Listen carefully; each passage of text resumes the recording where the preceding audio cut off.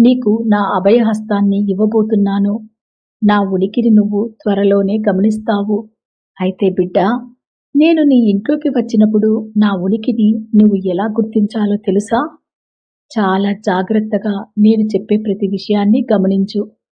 నేను నీ ఇంట్లోకి అడుగు పెట్టగానే నీ ఇంట్లో అకస్మాత్తుగా ఒక దివ్యమైన వేప పువ్వుల వాసన గాని, లేదా ఎంతో సుగంధభరితమైన చందనపు వాసన గాని, సువాసనలు ఇచ్చే మల్లెల వాసన గాని వస్తుంది.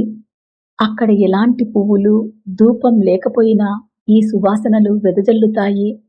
ఎవరికైతే ఈ అద్భుతమైన సువాసనలు తెలుస్తుందో వారు గ్రహించవలసిన విషయం ఒక్కటే: నా బాబా నా ఇంట్లోకి వచ్చారు, నన్ను ఆశీర్వదించారు అని అర్థం. ఆ వాసన వచ్చిన క్షణమే నీ కష్టాలన్నీ ఈ రాత్రితో ఖచ్చితంగా తొలగిపోతున్నాయని నమ్ము. కానీ ఇక్కడ ఒక రహస్యం ఉంది బిడ్డా. కొందరికి ఈ సువాసన ముక్కుకు తెలియకపోవచ్చు. బాబా, మరి మాకు ఆ వాసన తెలియలేదే కదా, మీరు మా ఇంటికి రాలేదా అని కంగారు పడకండి.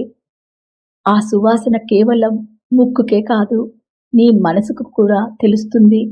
నేను ఇంట్లోకి రాగానే అంతవరకు కలవరపడుతున్న నీ మనసు అకస్మాత్తుగా ఎంతో తేలికగా మారిపోతుంది. నీ గుండెల్లో ఒక తెలియని ప్రశాంతత, ఒక ప్రశాంతకరమైన నిశ్శబ్దం ఆవహిస్తుంది. నీ కన్నీళ్లు ఆగిపోయి నీ ముఖంలో చిరునవ్వు వస్తుంది.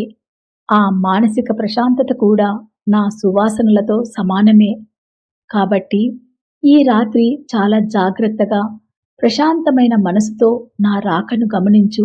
నేను నీ ఇంట అడుగుపెట్టిన ఆ పవిత్ర క్షణం నుంచి నీ ఇంటిపైన, నీ కుటుంబంపైన ఏ నరదృష్టి కానీ, ఏ దుష్టశక్తి కానీ పడకుండా మీపైన, మీ ఇంటిపైన నా దయాదృష్టిని ఒక రక్షణ గోడలా ఉంచుతాను.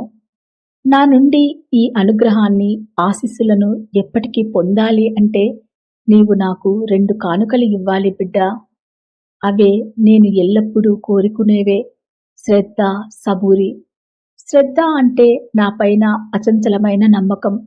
లోకం మొత్తం నిన్ను నమ్మకపోయినా నీ సాయి నిన్ను రక్షిస్తాడనే నమ్మకం నీ గుండెల్లో బలంగా ఉండాలి.